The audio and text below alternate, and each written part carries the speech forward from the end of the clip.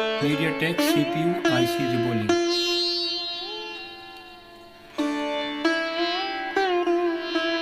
अभी desolder wire की मदद से बोर्ड को क्लीन कर लेंगे।